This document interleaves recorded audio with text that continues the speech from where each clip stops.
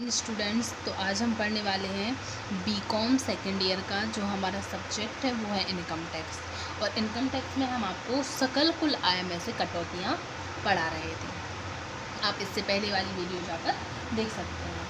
तो सबसे पहले आज का जो अपना टॉपिक है, आज अपन पढ़ने वाले हैं सकल वेतन की गणना। मतलब सकल वेतन की गणना अपन कैसे करते हैं। तो अपन सबसे पहला अपना जो पॉइंट है उस पर जाते हैं, सकल वेतन की गणना। सकल वेतन की गणना। सकल वेतन की गणना अपन कैसे करते हैं। तो सबसे पहले इसमें है कि जो सकल वेतन में शामिल होती हैं वो मदें हैं निम्नलिखित। तो उन मदों को अपन देखते हैं कि वो क्या क्या हैं। सबसे पहले तो इसमें 4 पॉइंट्स होते हैं: वेतन, भत्ते, अनुलाभ, वेतन के स्थान पर लाभ। तो इसमें सबसे पहले अपन इसके 4 पार्ट्स में इसको डिवाइड कर देंगे, 1, 2, 3 एंड 4। अपना जो पहला है वो है वेतन। फर्स्ट है अपना वेतन। दूसरा है अपना भत्ते। एंड तीसरा है हमारा, थर्ड है हमारा अनुलाभ। एंड फोर्थ है हमारा वेतन के स्थान पर लाभ। वेतन के स्थान पर लाभ। तो ये हमारे मतलब कुछ जो मदें होती हैं जो अपन सकल वेतन में उनको शामिल करते हैं। जैसे वेतन, सैलरी उनकी कितनी आ रही है, भत्ते उनको क्या क्या मिल रहे हैं, अनुलाभ क्या मिल रहे हैं, और वेतन के स्थान पर लाभ उन्हें क्या क्या प्राप्त हो रहा है। तो अपन सबसे पहले इसमें वेतन तो अपनी सैलरी मतलब जितना अपन को मिलता है वो आ जाएगी इसमें। और भत्तों में क्या क्या आती है। भत्ते 3 प्रकार के होते हैं। कौन कौन से, अपन इनको 3 पार्ट्स में डिवाइड कर देते हैं: फर्स्ट, सेकंड और थर्ड। पहला है अपना पूर्णतः करमुक्त भत्ते। पूर्णतः करमुक्त भत्ते। दूसरा है हमारा आंशिक करमुक्त भत्ते।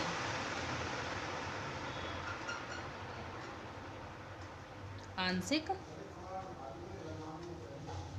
करमुक्त भत्ते। एंड तीसरा है हमारा पूर्णतः कर योग भत्ते।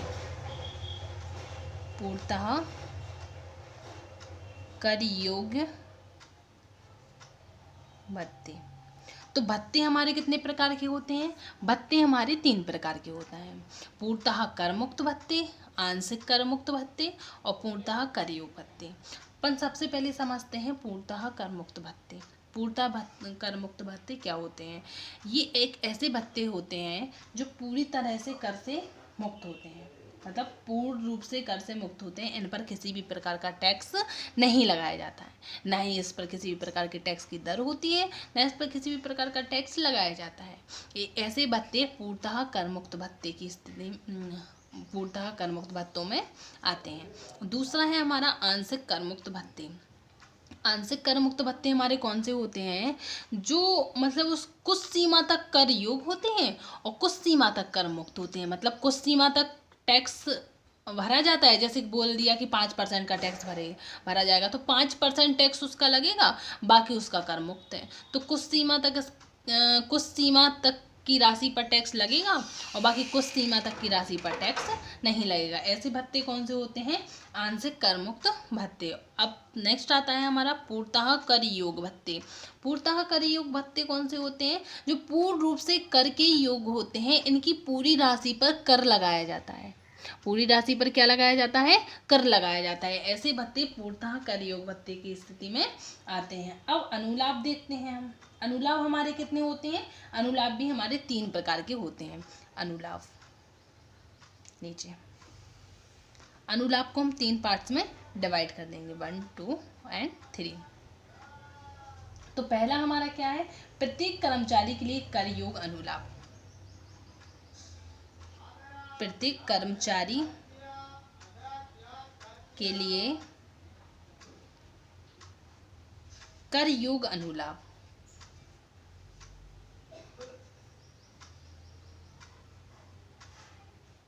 दूसरा है हमारा विशिष्ट कर्मचारियों के लिए कर योग अनुलाभ। दूसरा है हमारा विशिष्ट कर्मचारियों के लिए कर योग अनुलाभ। विशिष्ट कर्मचारियों के लिए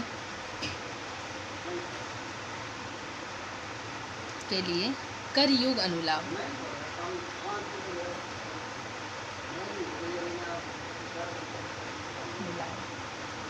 नेक्स्ट है हमारा सभी कर्मचारियों के लिए कर मुक्त अनुलाभ। सभी कर्मचारियों के लिए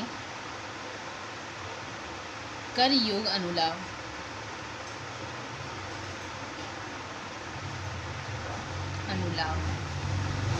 अब अपन पढ़ते हैं एक एक करके। सबसे पहले अपन पढ़ेंगे कि प्रत्येक कर्मचारी के लिए कर योग अनुलाभ। प्रत्येक कर्मचारी मतलब कर योग अनुलाभ मतलब ऐसे मतलब किसी भी प्रकार के कर्मचारी हो, इनमें वो वाले अनुलाभ शामिल होते हैं जो सबके लिए कर योग होते हैं, सबके लिए टैक्सेबल होते हैं, सब उस पर टैक्स भरते हैं, चाहे वो कैसे भी कर्मचारी हो, चाहे गवर्नमेंट हो चाहे प्राइवेट हो, कोई भी कर्मचारी हो कर देने के योग होता है।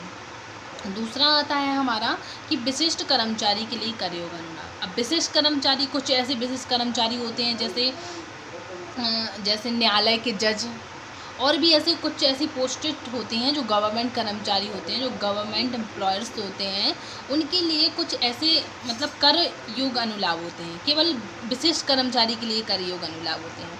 नेक्स्ट इसमें सभी प्रकार के कर्मचारियों के लिए कर योग अनुलाभ। इसमें वो अनुलाभ आते हैं जो सभी प्रकार के कर्मचारी, चाहे वो गवर्नमेंट हो चाहे प्राइवेट हो चाहे कैसे भी कर्मचारी हो, कैसे भी एम्प्लॉयर्स हो, उनके लिए कर योग अनुलाभ होते हैं। तो ये प्रत्येक कर्मचारी के लिए कर योग अनुलाभ होते हैं। प्रत्येक कर्मचारी के लिए कर योग अनुलाभ। दूसरा होता है विशिष्ट, ये कुछ विशिष्ट कर्मचारी के लिए कर योग अनुलाभ होते हैं। नेक्स्ट इसमें सभी प्रकार के कर्मचारियों के लिए कर योग अनुलाभ होते हैं।